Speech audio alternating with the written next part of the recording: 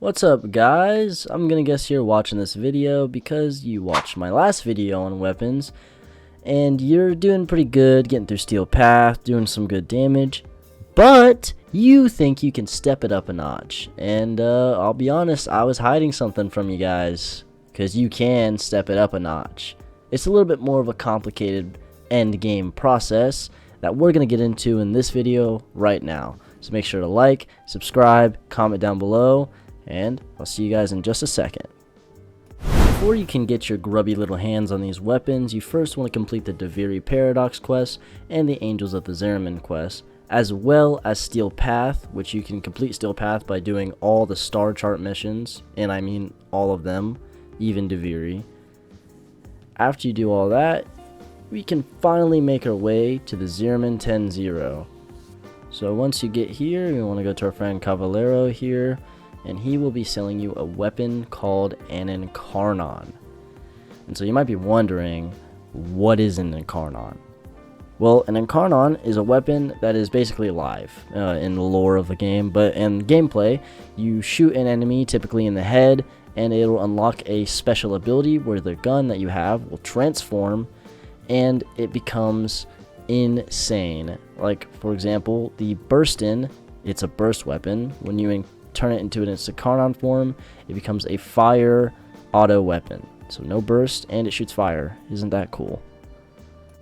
Now, yes, I said you can put Incarnons on your weapons. However, the first ones you're probably going to get are going to be in the market. Basically, every weapon that this guy sells is an Incarnon. Like this Incarnon shotgun.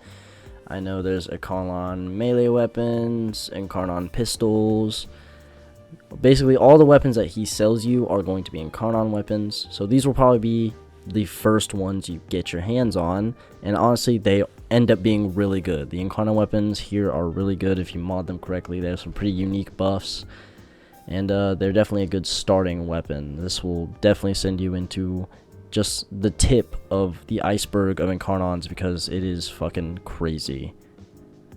And to get the Incarnons for your everyday weapons that you already have, like the Burstin for example, you're going to want to come over to Deviri, make sure you're in Steel Path, which is why you need it, and then come to the circuit.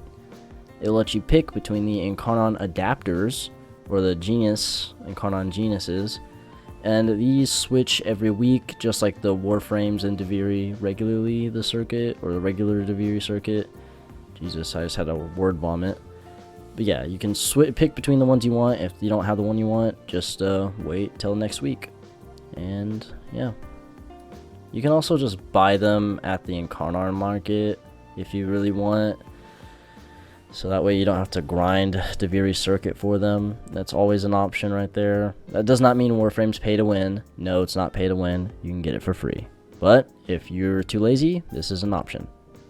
Now, you finally got after finishing the circuit, and wait, what is going on? I have to do more stuff. So now that you've done that, you now have to go back to the Deviri experience, not the circuit, and just finish that a few times, and you usually get all the resources you need. Like, most of these are just given to you as you complete the missions in Deviri and killing the ore worm. Well, with the exception of one item that you kind of have to look for. Tassima extract. You can only get them from a Tassima plant that is in caves in Deviri. That is the only way to get them. And you get like 2 out of 1, so you're going to have to be farming caves. This will just get you a little bit of a head start, so you don't have to go click on a video on how to get it. So I'm just telling you right now. That is the one thing that I know, like the Burstin had to require that, and I think the Torrid had to require that. A few of the Incarnon weapons that you're gonna have are gonna require those extracts. So just make sure you hit the caves every time you're in Deviri. Save yourself some time, and that should be it for the resources. Okay, so you finally got the Incarnon on one of your weapons. And now you have to do challenges just to get the abilities. So yeah, they'll have like little challenges, and as you complete the challenges, the branching out will start to happen, and you'll be able to upgrade your Incarnon. Like, some of them are quality of life upgrades, others add some crit damage, some crit chance, status chance, They're really good. Definitely use all of those. I mean, why wouldn't you use all of them? It's literally free. It's like free mini mods. That's why I like to think of them as mini mods. It's a good way to think of them. That's about everything you need to know about Incarnons, and that was only about maybe 5 minutes. So yeah, Incarnons are like the new thing. They're so goated and good, and I love them because they make your weapons really strong. So now let's go over my personal favorite Incarnons to use. The first one is going to be the Hate Incarnon. Best melee Incarnon. Definitely recommend crafting Hate and then putting an Incarnon on it. It's definitely one of the best ones. The next one I'm going to say is the Torrid Incarnon, because that is, people say it's cheesy, but it is a good weapon. 10 out of 10, recommend using it. Really good for beginners or beginners to late game, if that makes sense. Another one is going to be the Burstin Prime Incarnon. I would not recommend using Incarnon on a regular Burstin. Please use it on Prime, because Burstin Prime is better.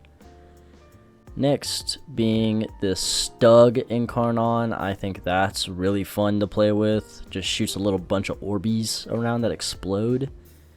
Another pistol is the Lux Incarnon, because that makes me feel like a Dragon Ball character.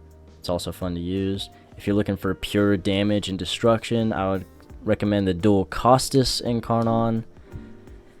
And finally, the Braton Incarnon is really good. I like using that. It's pretty niche. It's a pretty niche one, I would say.